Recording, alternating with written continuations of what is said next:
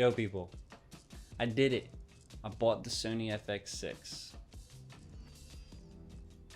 But what I'm using it right now, so I can't show you. But I drew this picture, and it looks just like it looks just like this. And I've used the previous iteration of the FX6, the FS5, a whole bunch. But it kind of came time to put that to the wayside and look for the upgrade. And this thing is a massive upgrade. And I'll share my favorite features here shortly. Very hard to get this camera right now. I got really lucky. Was at a camera store just shopping, as I normally do. And I wanted to use the test model, the one that they have in the store, just to see it. I wanted to see what it was all about. And I'm playing with them, talking about it, like, oh yeah, I'm gonna get one when they're available and blah blah. And the owner comes over and he's like, hey buddy, like I got one in today. And I was like, dude, you're joking, right? Like, on one hand I was like sick, on another hand I was like crap, because now I'm gonna have to spend all the money like right now, which I had it saved, but I didn't want to do it. So anyway, I did it. I don't regret it. It's a great investment. It's going to be a very good tool for me. When you look at cameras nowadays, like, you have to treat them all as tools. And then you have to say, okay, how do I use this tool? If that tool, fits all the things that you need to use it for, then you should get it. In my case, this does everything I currently get paid to do, and it can do anything I need it to for other things that I want to get paid to do. So it'll pay itself off in no time. It'll be a very good investment. I'm very excited about it. So some of my favorite features.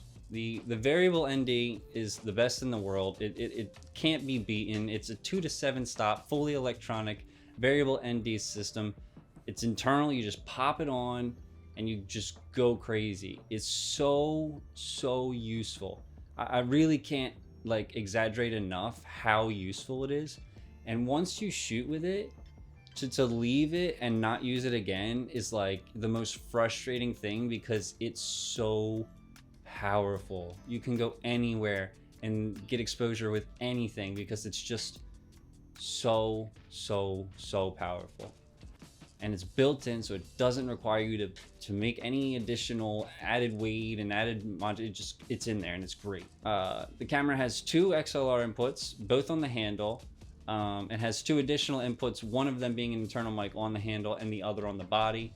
That is probably one of the bigger complaints, is that the body itself has no inputs at all besides its internal, which is whatever, but it does allow you to take timecode and sync timecode with external sound devices. So there is a way to record externally and link it up with a little box that has the capability to sync that timecode to a sound device, and then you just pop it in later. So it's not the end of the world. The autofocus is fantastic, even though you don't want to use it in a lot of scenarios as a filmmaker, because focusing is one of those important creative decisions. When you're doing like live documentary B-roll capture or event capture, like, it is very useful for places where you can't control anything and it's just a matter of capturing. Having quick, snappy autofocus is very strong, and a lot of times it does a great job using the eye detect settings that it has. But if it doesn't, you just tap the screen and it'll just focus to that object, and then when it finds the eye, it'll come back and it'll work like a champ. Another limitation of the FS5 is that it only does 1080 in 422 10-bit. Its 4K codecs and recording modes only does 420 8-bit. So while 4K is like, I have to make a sacrifice. Like, I can have the resolution or I can have the color. And in most times when I was shooting in places that I couldn't control light sources, and there was a meshing of light sources, being able to manipulate colors to try and get people's skin tones right, or certain brand material right, was much more important than 4K. But now I don't have to sacrifice. I can have 4K and I can have 10-bit, and it's all in 422, and it's an unbelievable file that comes out of this thing. The footage is great. The colors are just so deep. And if I want to take it a step further, the FX6 does include the ability to shoot 16-bit RAW to an external recorder like the Atomos Ninja 5, which I will be getting at some point, and I will be testing the RAW because I have to. That's a really cool feature. Another good piece that the FX6 does for me, it has an excellent form factor. It's boxier, so it has that modularity. It balances well. You can put lots of things on it. Has quarter 20 mounting points on it. It's not nearly as big as the FX9. It's bigger than something like the Komodo. It's not very DSLR like the C70. It's a near perfect body design for just about anything filmmaking. It's very comfortable to hold. All the buttons are super tactile and they feel great to push. And it's just a very satisfying camera that has been designed here. And every time I pick it up, it makes me so happy because it just feels very much like a filmmaker's camera, just through and through. It's very nice. The FX6 also includes the dual gain settings at 800 and 12,800, and this is very impressive. I mean, I was like, oh, this is like a, whatever, it's like a sham, but it's really not a sham. 12,800 like literally lets you see in the dark. I'll put these clips here that I shot of something outside as soon as the sun had gone down, and at 800 you can't see anything. Same other pieces of the exposure triangle, but I just changed from 800 to 12,800 and you can see everything. It's crazy. It's like a totally unique tool that, like, even though that gap feels extreme, and a lot of times it is extreme because I'll slap on 12,800 and then have to put an ND on and cut it down because the gap between the two is just way too high.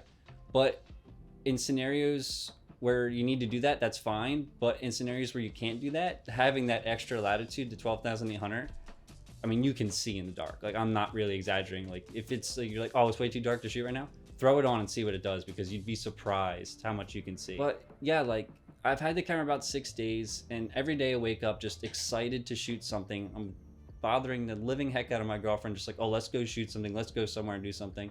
I'm gonna be bothering all sorts of people. I'm gonna become insufferable. I know it. Everyone's gonna be so frustrated with me. But it has reinvigorated a lot of my passions to shoot, and like, honestly makes me very excited to be a filmmaker. I feel great telling people that I have it and being like, yeah, I actually have something that like can shoot and it doesn't make the experience miserable for me, because it's fun. Like, it's actually a very fun camera and it makes shooting things very fun. Shooting with a DSLR sometimes, like, while it can still be fun, becomes frustrating because your handheld stuff's like whatever, and you need this variable ND which has all this color shift and so much work to get some of the images I want. This is not nearly as much work. I just slap on the lens, get the ND prepped, go out there and just have fun, get creative. I can put all these LUTs on to monitor, so I can just have crazy LUTs on here and just shoot and see what happens, and it's very exciting, and I'm very, very happy with it, and let's go. I'm excited. It's gonna be fun.